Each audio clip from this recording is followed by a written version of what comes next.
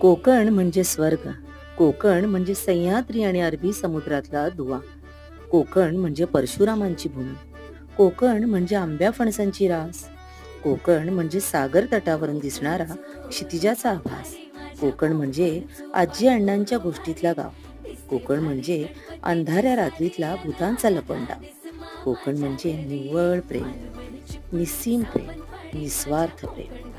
काय आणि कसे वर्णू मी या प्रांताचे महत्व. धन्य मी जन्मले याची देही पोटी, नसेन मी जेव्हा शोधून पहा तेव्हा, असेन मी त्याच मातीत, असेन मी त्याच मातीत. काय मग, या सुट्टीत येत आहे ना माझ्याबरोबर कोकण दौऱ्याला?